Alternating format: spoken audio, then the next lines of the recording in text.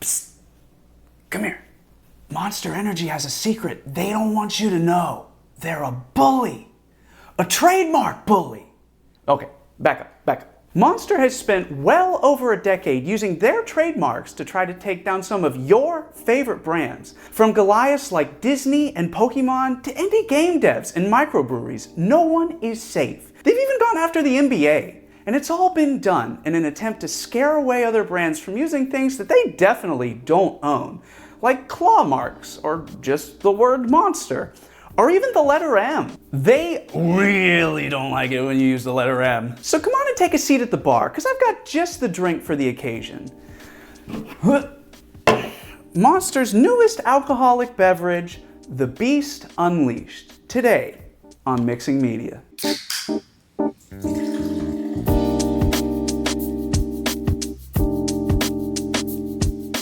Now Monster unleashed this beast for its 21st anniversary of the original Monster, and it would be during these 21 years that Monster would grow to be the top performing stock of the last 30 years, beating out even the likes of Amazon and Apple. But how do they do it? Well, it all goes back to 1935 when Hubert Hansen began a little family business down in Southern California called Hansen's Juice. And I'm sure back then Hubert never would have foreseen this. So let me see how it tastes. Wow, that tastes exactly like the original Monster. How did they do that? Especially when the can specifically says no added sugar, but it's so sweet. And it tastes 0% like alcohol, so I guess, if you like Monster, you will probably like this. Another thing to mention about the Beast Unleashed is that they didn't put any caffeine in it, which was probably a good decision. I can't believe how perfectly they matched the flavor of Monster for this. It's kind of scary. Anyway, Hansen stayed a pretty regional brand until going bankrupt in 1988, which ironically was the best thing that ever happened to the company. And that's because it was acquired by Rodney Sachs, a South African lawyer turned US businessman who would push the company into the energy drink space to compete against a certain European animal who had just arrived in the US, Red Bull. And thus, Monster was born, and shortly after, Hansen's changed their name to the Monster Beverage Company as they continued to grow, and grow, and grow until they had grown 200,000%. To put that in perspective, if you invested $1,000 back in 1994, you would have $2 million today. But Monster didn't get that kind of growth just because people like the drink so much. They got it by making Monster a lifestyle. And I'm joining in. Monster literally invented a genre of person. Allow me to introduce the Kyle. Now, other than Monster, what is a Kyle like? Well, it's simple. A Kyle likes extreme sports with engines, extreme sports with punching, hot ladies. More on that later, and some heavy freaking music. Monster sunk its claws deep into all of these different areas, sponsoring all the BMX riders and Vans Warped Tour bands it could find. And it worked. Monster created lifelong, passionate fans. I mean, just look at their creations over on the Monster subreddit. They're making everything from Christmas trees to guns. That actually really helped add some context to hit fan song, Monster Energy Gun. Monster Energy, Monster Energy, Monster Energy Gun. It won't get out of my head. But what would all these creative Kyles and Kylies say if they knew that behind all of this marketing was a company using trademark law to crush other brands' creative endeavors? Well, first I think they would say, drink some Monster. It takes a lot of cans to make a Christmas tree. So let's taste the next one. Ugh. Okay, this one is called White Haze. Well, that's a slightly concerning shade of milky white. Well, let's taste it. Oh, actually, before I taste it, I will say, I've never had the regular white Monster, so I guess this is my first time trying it, and I'm assuming this tastes just like the real thing, just like the green one did. Well, let's find out. Oh, God. God. Oh, people drink that? That's disgusting. Now this tastes like cough syrup. Oh, that's gross. Yeah, not much to say about that. It's gross, it's bad, but I guess you probably like it if you like the white monster. Well, moving on from that, remember how I described Monster as a trademark bully earlier? Well, let me explain what exactly that is.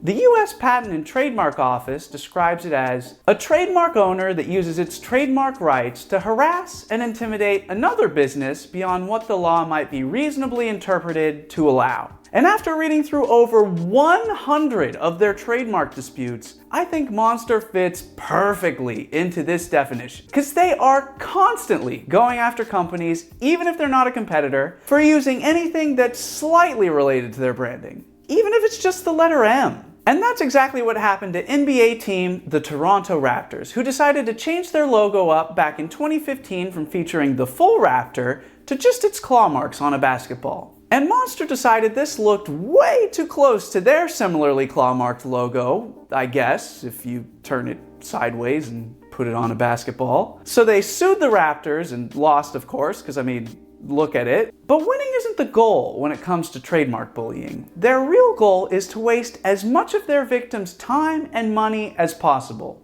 And they certainly succeeded there. I'm sure Drake was livid. As dissimilar as these two logos are, this is frankly one of their more reasonable disputes.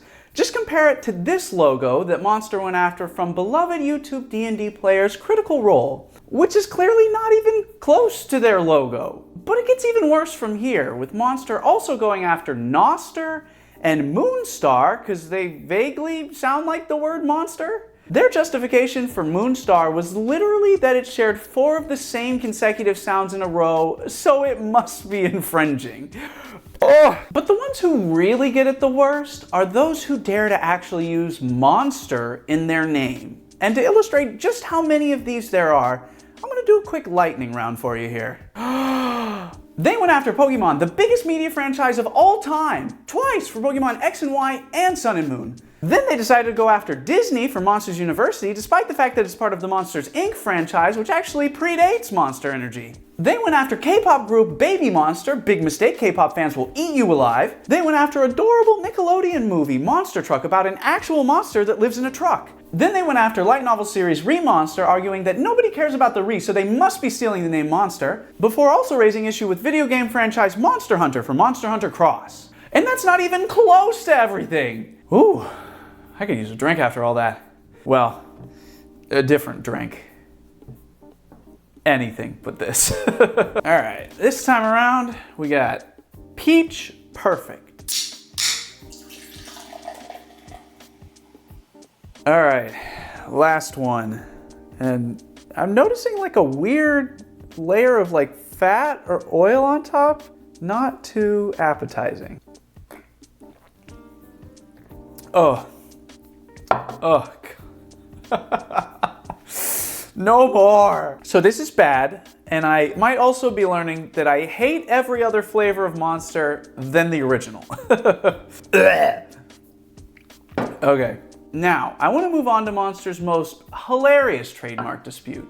But first, I just want to point out that everybody in the lightning round, we're all bigger companies who can absorb the legal costs of fighting back against Monster. But they also go after a lot of small businesses like Vermont Microbrewery Rock Art for releasing a beer called Vermonster, or indie game studio Glowstick Entertainment for releasing the game Dark Deception Monsters and Mortals. And while both of these businesses survived, and publicly shamed Monster in the process, as they should, not everyone's gonna be so lucky. But honestly, with Monster doing all this in a legal gray area, there's not much we can do about it. So let's laugh at it instead with my absolute favorite case, their dispute with the anime Monster Musume, where this time around, their issue isn't just with the use of the word monster, it's the whole concept of monster girls. If you're not familiar with monster girls, just take a look at the girls from Monster Musume and you'll get it.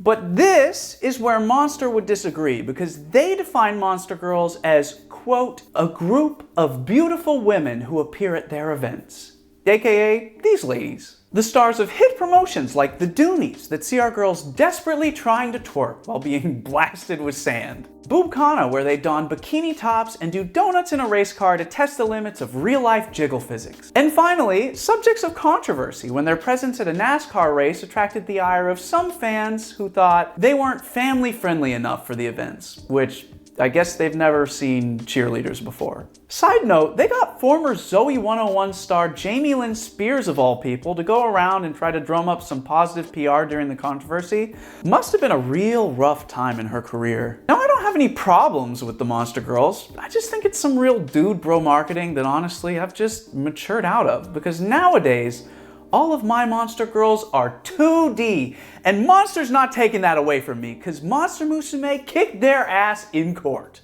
So what do you think of Monster's trademark bullying? Have they gone after any brands that you love? Let me know down in the comments. And while you're at it, why don't you like, subscribe, and hit the bell too. But with that, I'm Austin, and I'll see you here next time on Mixing Media. Bye-bye. No, I can't. I just can't drink that.